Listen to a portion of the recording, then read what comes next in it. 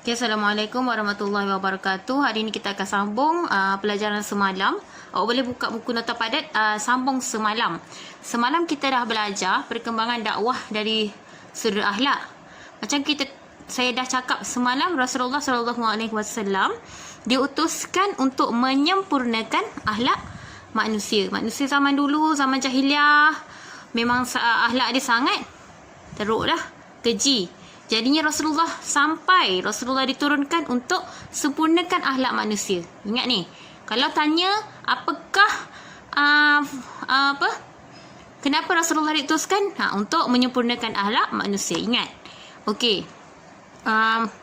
Akhlak Nabi ni lahir daripada hati, seperti ikhlas, amanah dan dermawan. Yang ini adalah contoh akhlak masyarakat zaman jahiliah. Semalam saya dah bagi slide PowerPoint. Ingat Okey. Yang ini kita akan sambung dengan akhlak mulia Rasulullah. Apa dia akhlak mulia yang Rasulullah tunjukkan? Dia ada dua aspek lah. Dari aspek akhlak berkeluarga. Dalam keluarga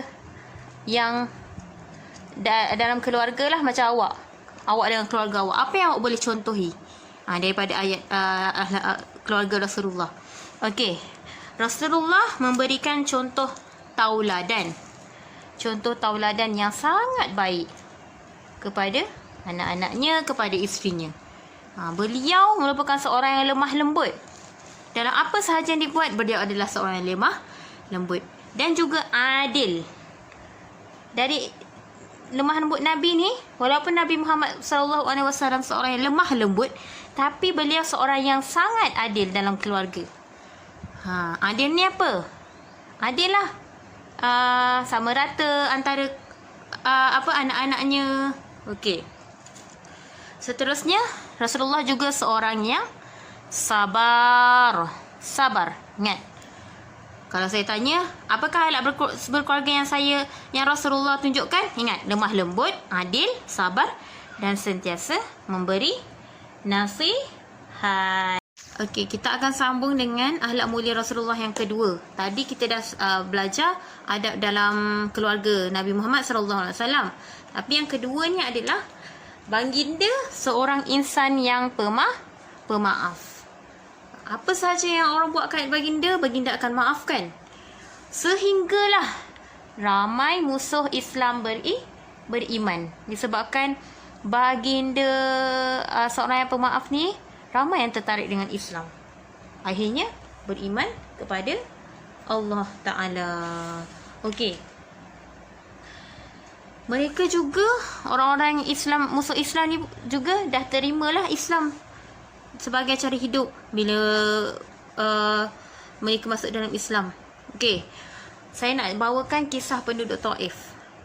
Walaupun penduduk Taif ni sangat akhlak beliau kepada baginda sangat keji. Contohnya masa Nabi Muhammad SAW berdakwah di Taif, apa yang berlaku? Dibaling dengan batu, dibaling dengan najis. Nabi Muhammad SAW bila lalu-lalu di lorong, dia akan baling dengan apa-apa sajalah, batu. Lepas tu dia akan disebut dengan perkataan gila. Nabi Muhammad SAW itu gila. Bila cakap rimana kepada Allah, semua orang cakap dia gila. Walaupun begitu, Nabi Muhammad SAW tetap maafkan orang tersebut. Tetap maafkan. Ada satu tahap tu, Malaikat Jibril telah menawarkan untuk membinasakan penduduk Taif ni.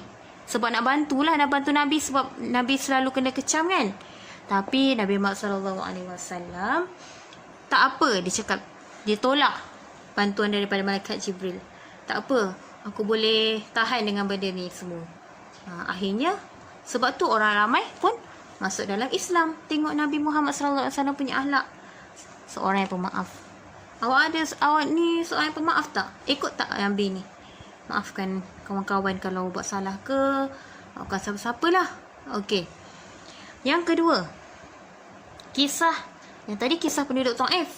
Yang ini pula kisah keislaman seorang yang bernama Da'sur. Ingat, seorang yang bernama Da'sur dalam peperangan Ghatfan. Ini perang Ghatfan ni. Peperangan Ghatfan ni adalah satu nama perang yang mana di dalam peperangan Ghatfan ni Da'sur ni dia cuba untuk membunuh Nabi Muhammad sallallahu alaihi wasallam. Dalam peperangan tu lah membunuh Nabi Muhammad sallallahu alaihi wasallam. Tapi Nabi Muhammad sallallahu alaihi wasallam walaupun dah nak kena bunuh dengan Da'sur ni, tetap maafkan juga Da'sur ni. Sampailah Da'sur ni pun sangat tertarik. Nabi dah nak bunuh. Contohnya orang nak bunuh kita, mesti kita dah tak maafkan dia kan? Tapi tak, Nabi Muhammad sallallahu alaihi wasallam tak. Dia tetap maafkan orang tu walaupun dah nak terbunuh.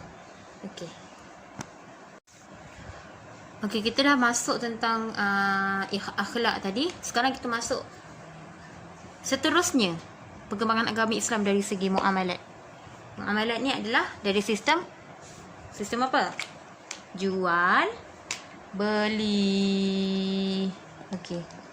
Ada dua bahagian ketika muamalat pada zaman jahiliah dan muamalat pada selepas kedatangan Islam. Okey, muamalat pada zaman jahiliah. Kita masuk jahiliah dulu. Penuh dengan kezaliman. Zalim, kejam, riba dan penipuan. Memang sentiasalah ada berlaku 3 perkara ni dan juga penindasan. Okey, datangnya Islam membawa sistem yang adil. Okey. Apa sahaja sistem perniagaan, pinjaman, gadaian, sistem Islam ni. Perniagaan, pinjaman, gadaian. Selepas datang Islam, berlaku sistem perniagaan, pinjaman dan gadaian yang adil dan tiada penindasan. Ingat, mula-mula zalim. Masa zaman jahiliah, zalim, riba, menipu. Memang sentiasalah tipu dalam timbangan. Lepas tu ada berlaku riba.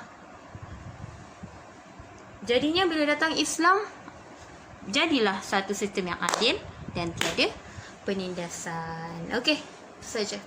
Terima kasih. Assalamualaikum warahmatullahi wabarakatuh.